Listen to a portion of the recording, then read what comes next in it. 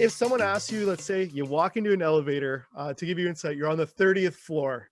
They ask you, oh, tell me a little bit more about Loop Insights. What's the 30 floor elevator pitch? We're an IoT, artificial intelligence data company. What we do is we unlock the world of big data to provide leverage and monetization. Simple. Clearly done the elevator pitch a few times, though. That's fantastic. They always say someone who really understands their business can say it in two sentences. So I appreciate that. It is. I mean, you'll laugh at this one. Early stages, when I used to say I walk in a boardroom, there's like 12 people in these organizations, and it's all the business intelligence team and whatnot. You start your speech, and it's everyone's drowning in the world of big data, and you see 12 people go, yes, right?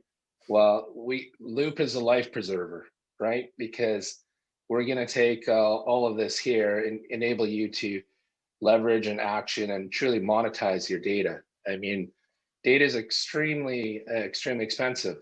The cost to acquire the data, of course, now to manage the data, store the data, let alone all the risk and liability associated to that.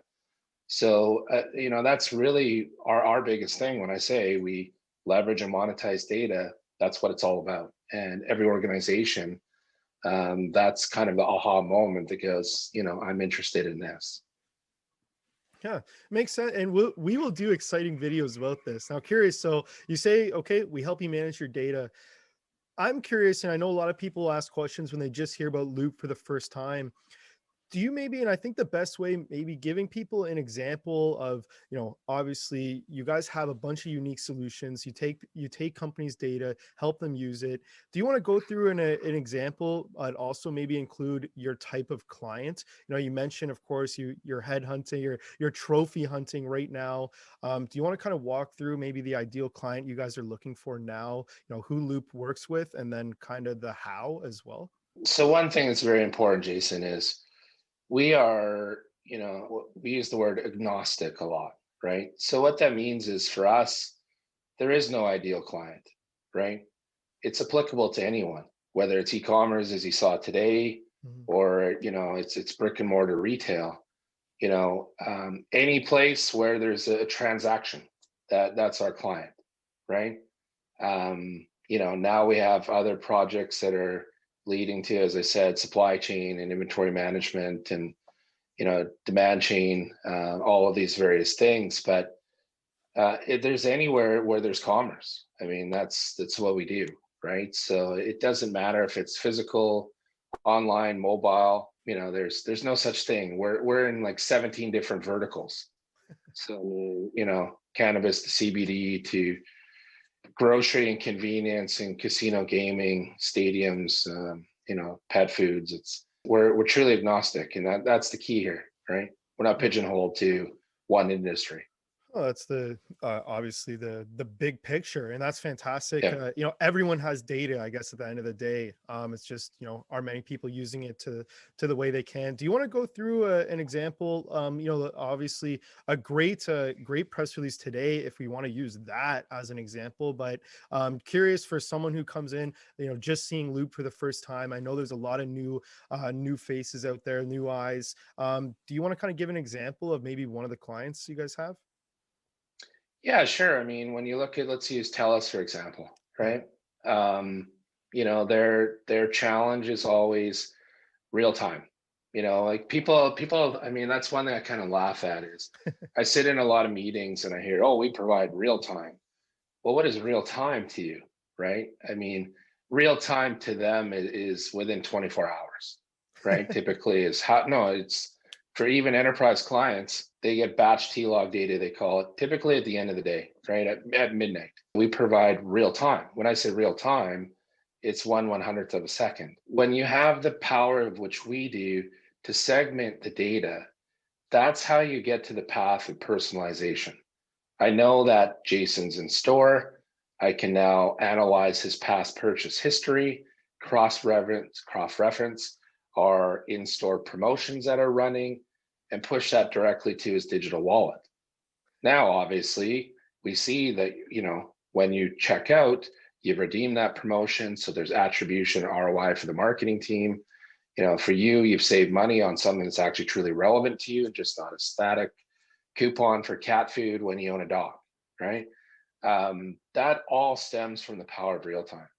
And that is the biggest attribute that Loop provides is real time connectivity, data segmentation capabilities, but more importantly, the personalized engagement in store and online.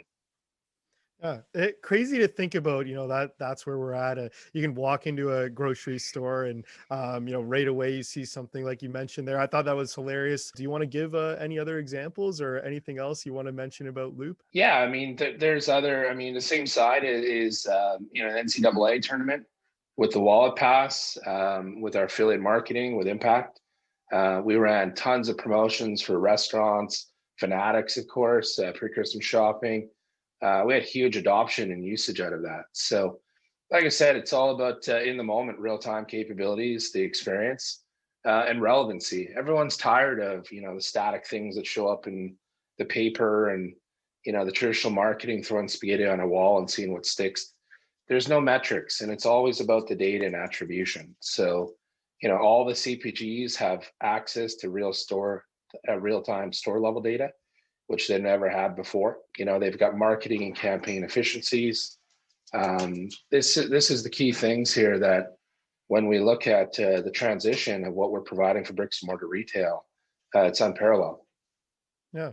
No, amazing, really. And I want to ask you, people are seeing it, and I think this is the right time to ask is how has COVID impacted what you guys are doing? And we see some people saying, oh, it must be harder.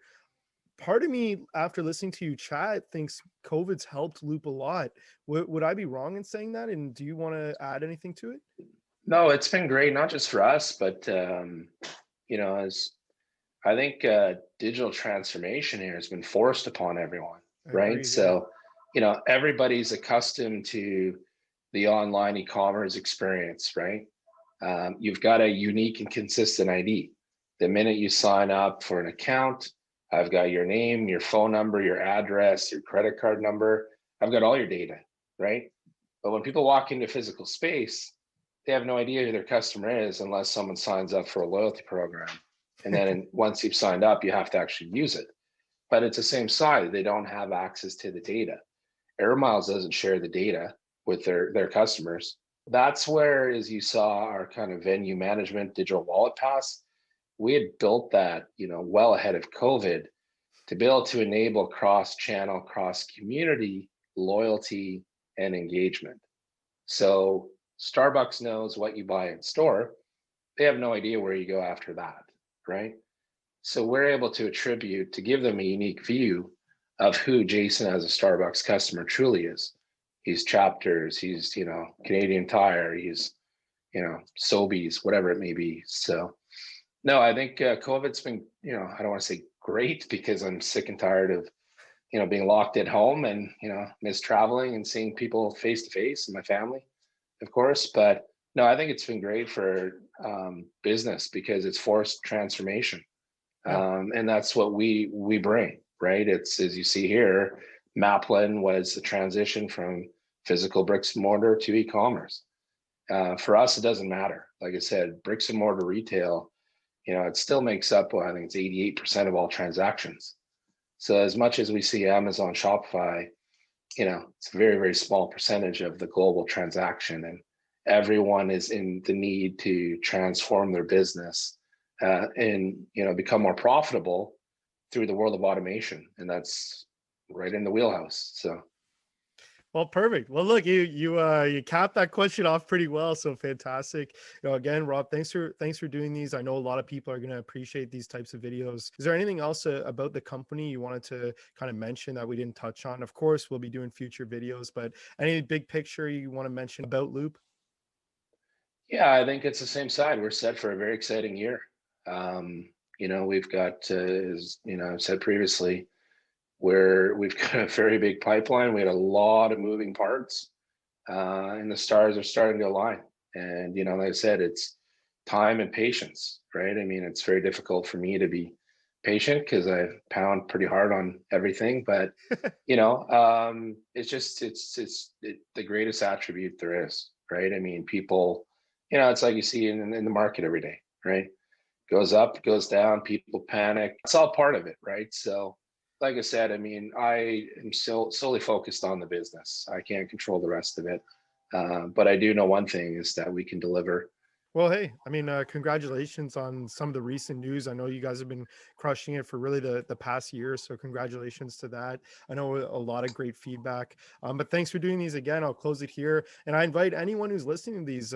We're definitely going to do Q&As, mix in some big industry or big data type questions and videos coming forward. And we appreciate if you made it this far. But Rob, thanks so much for joining. This was an awesome video. And anytime, I look forward to speaking with you soon.